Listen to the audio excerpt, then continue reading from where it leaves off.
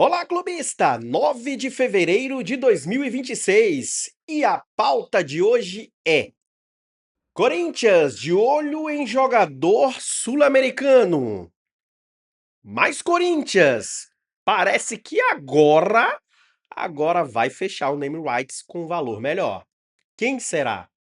Anderson Talisca perto do futebol brasileiro? Volante do Flamengo perto de anunciar sua saída. Palmeiras vence o clássico do derby paulista e se fortifica como equipe. Fluminense campeão da Taça Guanabara. Nota do Botafogo para o Vasco faz com que o Cruz Maltino tenha um plus nessa reta final de Carioca. Cruzeiro de Tite dá resposta. Fred, ex-internacional, ex-Manchester United, perto de ser anunciado no Brasil? Será? E o editorial de hoje vai ser para falar sobre o futebol feminino. Esse é o PSC News e mais uma vez, meus queridos clubistas, sigam, compartilhem, comentem, nem que seja para me xingar. Vem comigo. Solta a vinheta, é claro.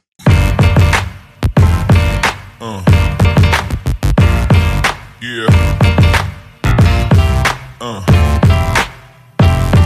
Yeah.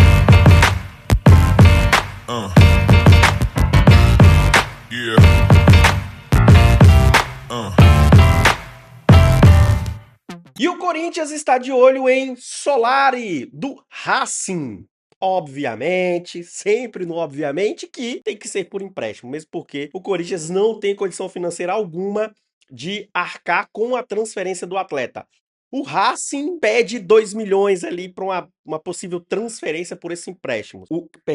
O Racing pede 4 milhões, o Corinthians fez a oferta de 2. Tá nesse entrave. Tudo indica que vai avançar muito essa questão do empréstimo. Vamos aguardar as cenas dos próximos capítulos.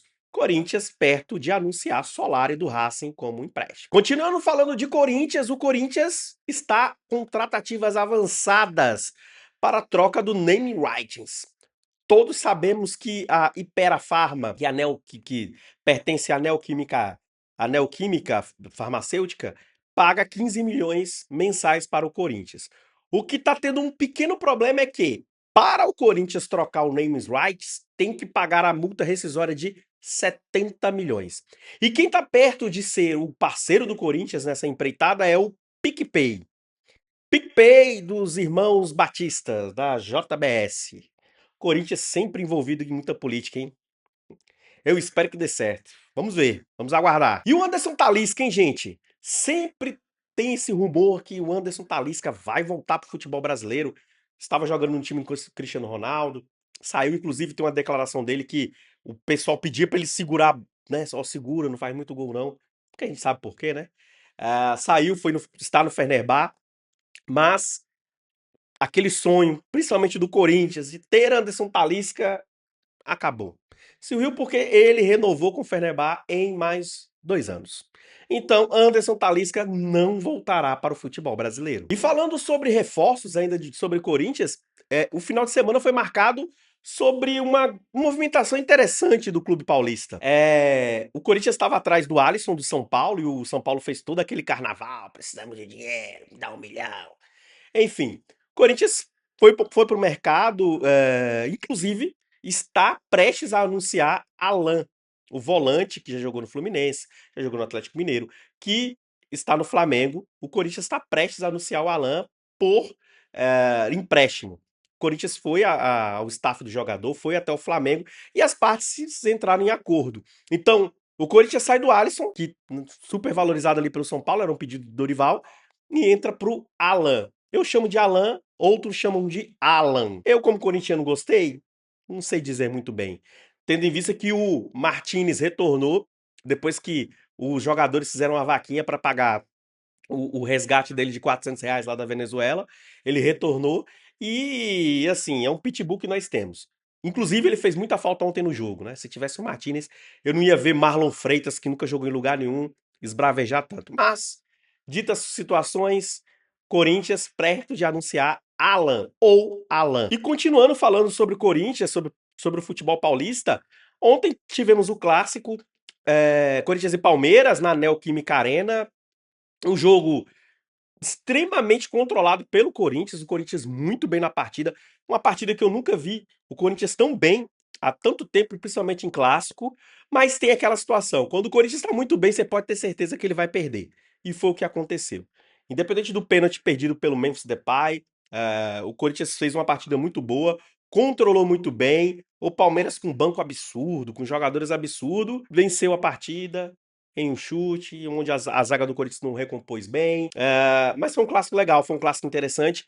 Será interessantíssimo ver o final deste Paulistão.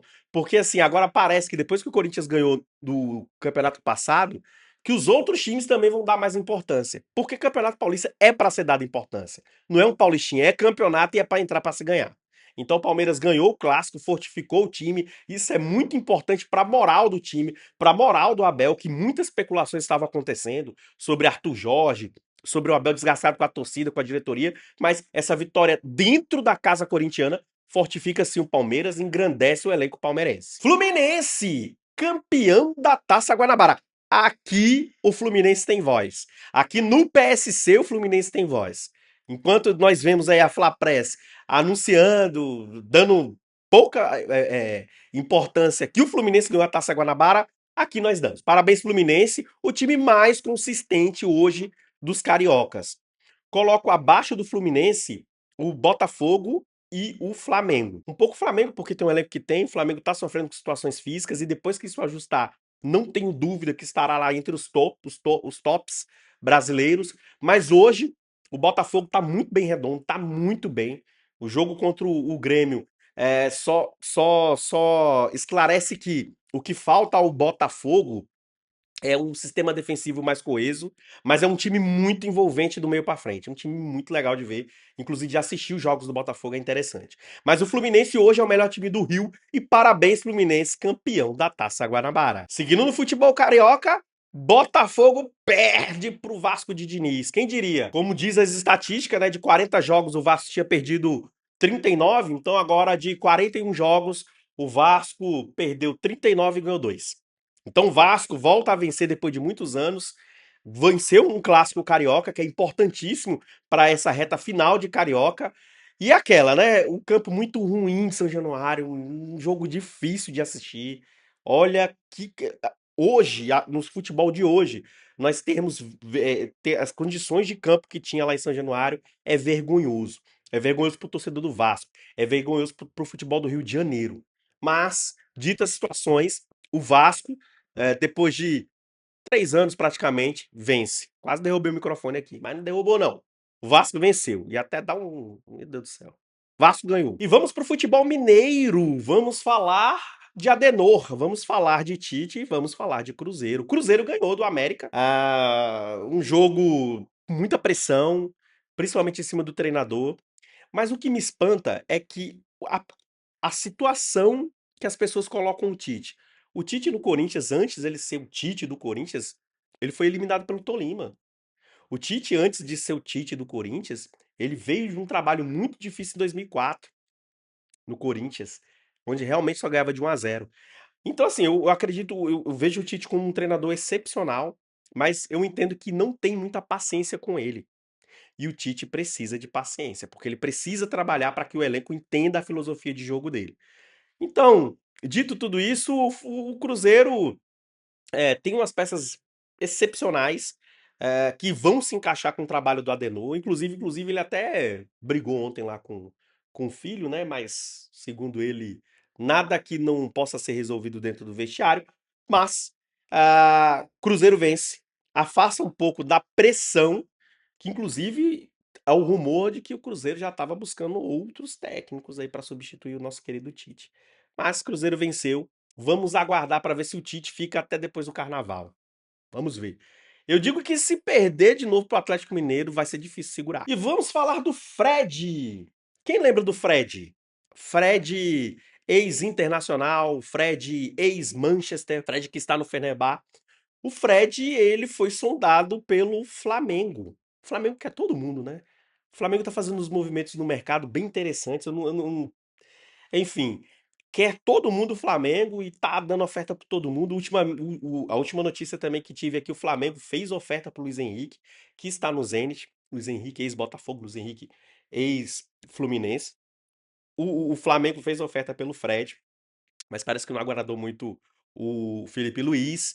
E também o staff do jogador descartou. Ele quer ficar na Europa, etc. Mas está a notícia que o Flamengo sonda o volante Fred para compor mais o seu elenco. Tem algumas saídas do Flamengo planejadas, etc. Mas é isso.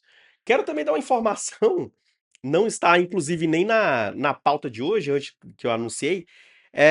O River Plate ele fez um movimento muito, mas muito agressivo no futebol brasileiro, tirando várias peças de alguns times.